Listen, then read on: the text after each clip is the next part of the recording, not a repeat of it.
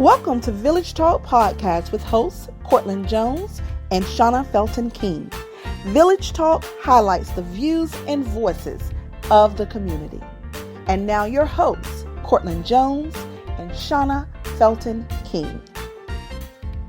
Hello, ladies and gentlemen, and welcome again to Village Talk, where we highlight the views and the voices of the community. I am here with my co-host, Shauna F. King. Hey. Shauna, say hello to everybody, Shauna.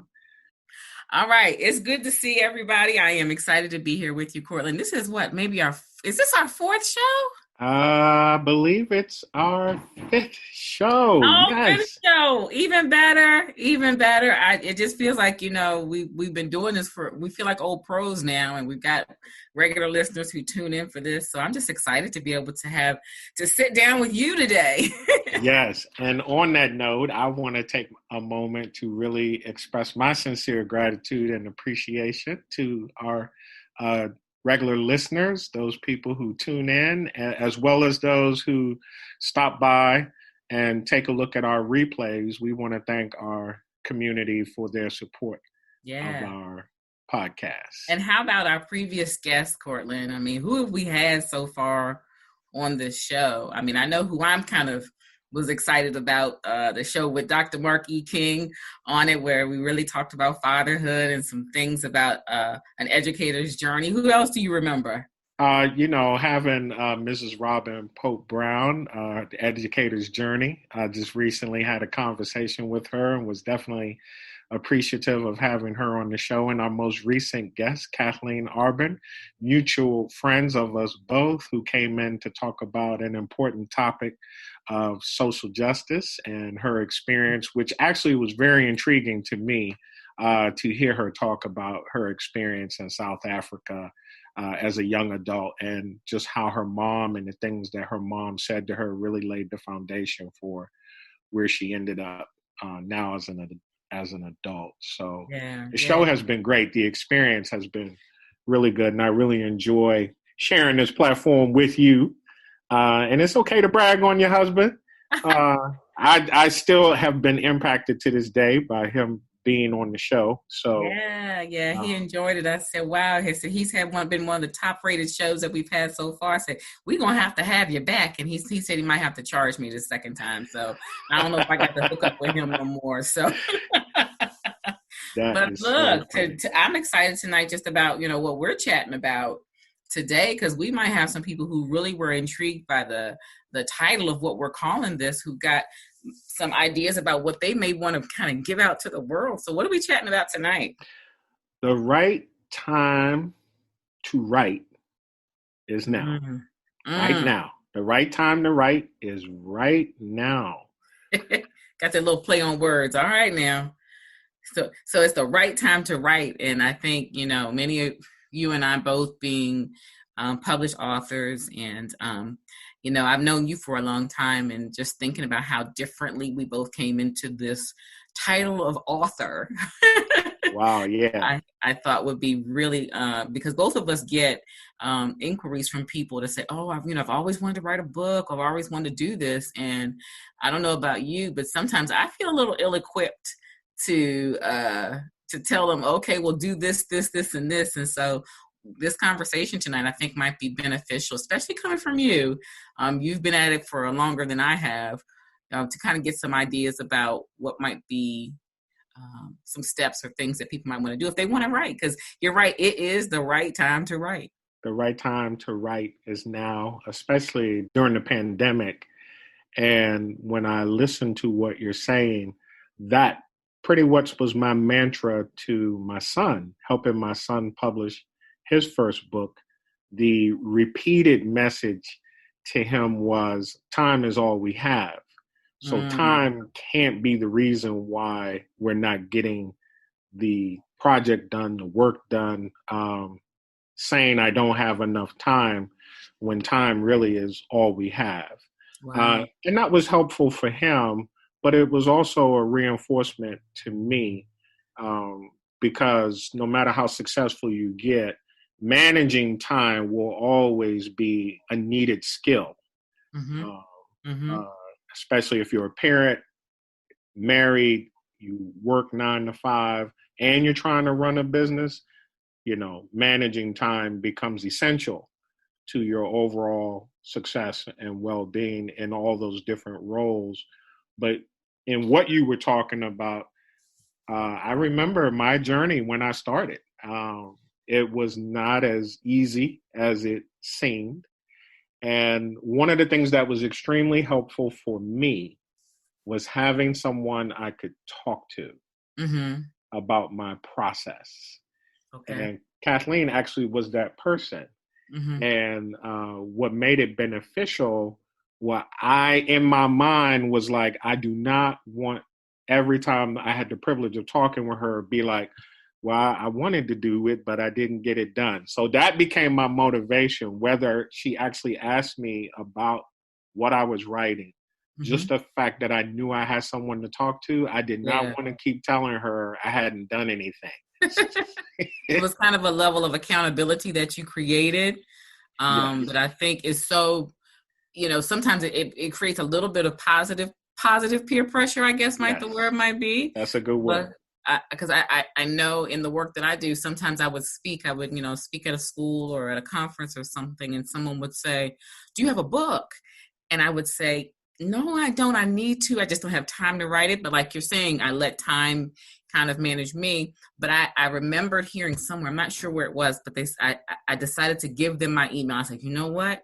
Here's my email. Do you mind emailing me every now and then and asking me that exact same question that you just asked me? Because that creates a little bit of pressure. And everybody didn't do it. I remember I had a couple people who would just every couple of months take my email and say, do you have a book yet?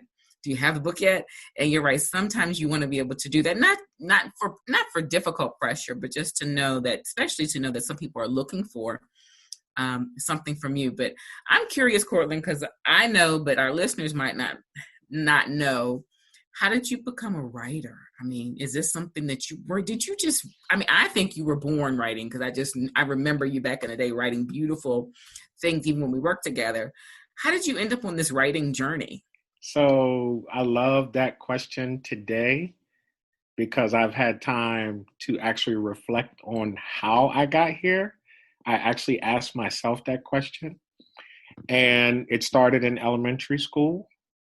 I was in class one day and I just happened to write a poem, and I don't remember all the content, but I do remember writing about peanut butter and jelly sandwich.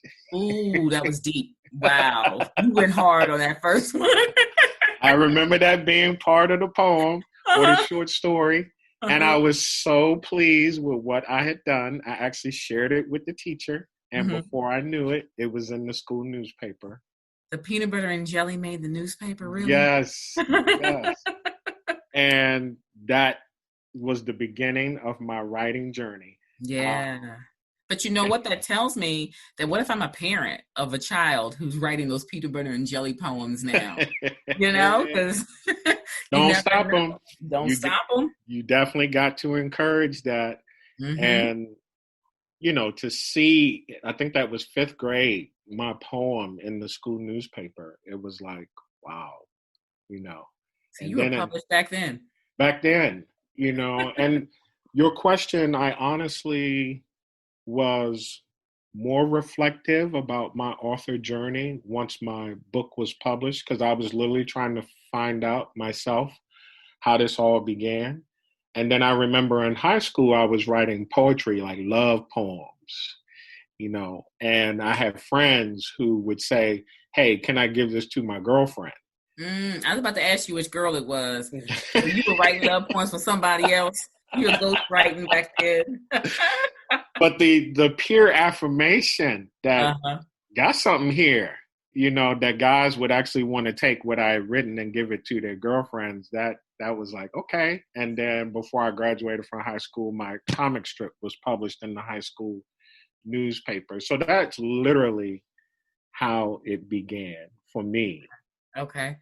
And for me, I love that we're coming together having this conversation, because you from early elementary school, love to write and love to be able to do that. And guess what? That was not my story.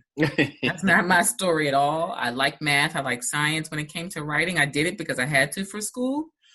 But I did do a little bit of poetry here and there.